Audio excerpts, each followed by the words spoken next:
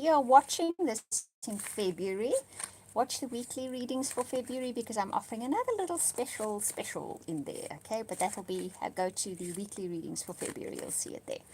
Okay, so what I'm going to do is tarot cards for you, Libra, and then I will follow that with a relationship reading. Let's sort of see what's in store for Libra for March of 2022. All right. Okay.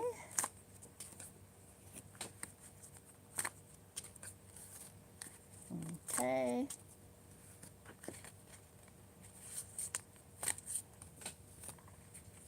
Okay. Okay. Nice cards. And I'd say the month progresses well. You start off with the Eight of Air, which is not my favorite card, I have to admit.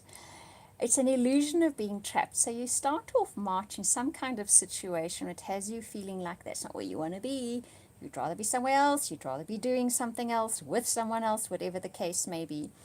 But this card is normally about only seeing one aspect or having one perception or a very specific perception of a situation and not actually seeing it for what it is.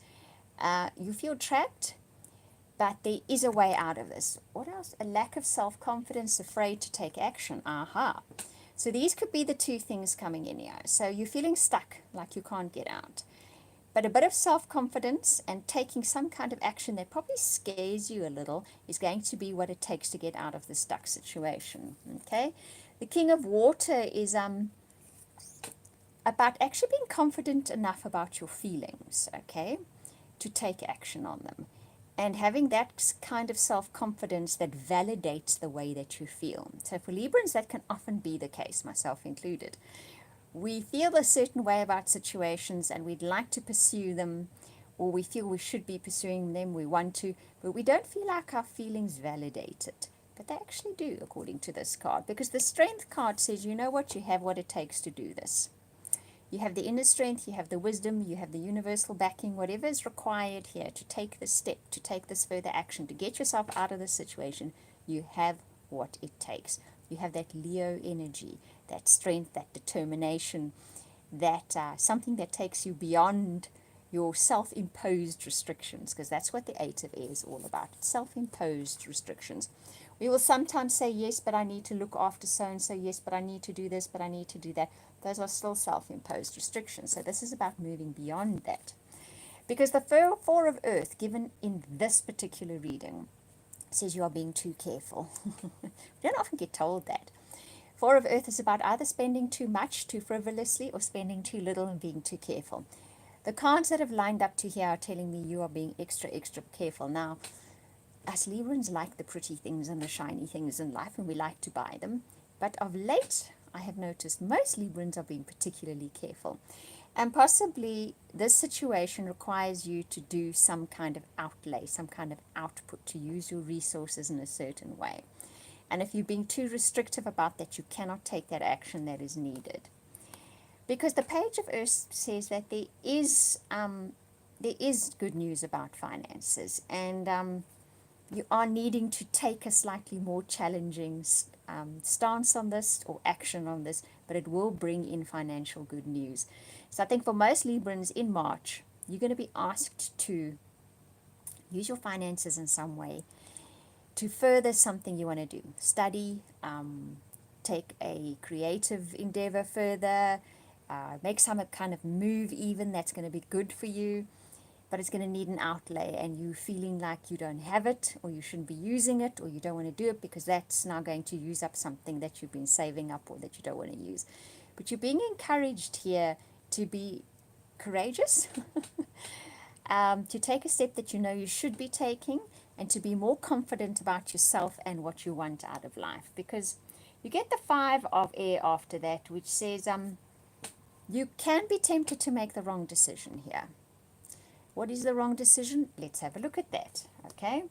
Because the Dreamer and the Magician come up next, which tell me that possibly you need to make that kind of decision where you're going to take a leap of faith, where you're going to need to rely on your wisdom, your talents, your intuition, even your resources, and even the backing from the universe to make the step, to take this leap of faith. But if you don't take this leap of faith, there's probably going to be a time when you look back and think, I should have made that decision. I should have made that choice. It would have led me somewhere different. It would have been in my best interests. I can't keep walking the same path over and over again. That's what I'm hearing. I can't keep walking the same path over and over again. So, big decision in March, I'm thinking. I think it's rolling up to that already and you know it. I don't think this is presented out of the blue and it surprises you. I think you know that you've got to take this step. Look, you know, for some of you it's going to be a major step. For others of you it's going to be something that you just know you should be putting that investment into and you just haven't done it yet, even if it's investing in your talent by studying further. But by March you're definitely going to come to the conclusion, I need to take this step. I have what it takes. I will be fine. I can do it. I need to do it. The fact that I'm feeling stuck is a lot of self-imposed restrictions that I need to take a good look at, and then I need to take that leap of faith, knowing that you've got both this. You've got the dreamer, you've got strength, and the magician. This is a powerful trio of cards. Okay, so you've got what it takes. You've got the strength, you've got the determination, you've got the talent, you've got the wit, you've got the wisdom, you've got the universal backing to take that leap of faith. So that is a very interesting reading, Libra. Very interesting reading. Now let's see what your relationships have got for you in March, because that makes me curious.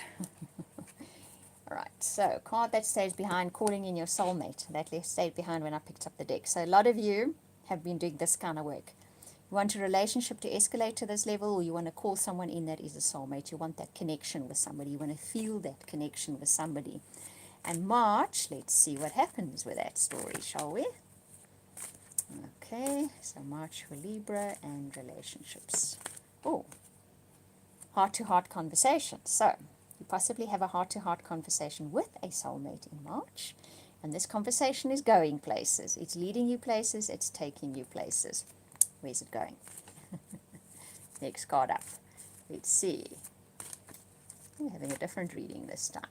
Releasing your ex. So, there's energy that is still clinging to you about an old relationship, even an existing relationship with an old situation that has clouded the way that you relate now. Okay, possibly it's even stopped you from getting into a new relationship. I don't know how many Librans I know that have been single for quite a while now, and that is just not normal. Not for Librans. So I think a lot of people are still sitting with residual energy and are not wanting to take that step again. Even in a relationship, it doesn't mean what one is totally committing. You can be holding part of yourself back. So you're going to find in March, there's a new soulmate or an existing soulmate, and you're going to have a heart-to-heart conversation, okay, which has you facing what you have not let go of next, which you should be letting go of next, what you haven't let go of yet. So it's either going to be that you realize that to commit, you need to let go of that, or you realize you haven't committed because you have not let go of that yet, okay? Whoa, and the cards are dropping at you. Codependency. What's that about?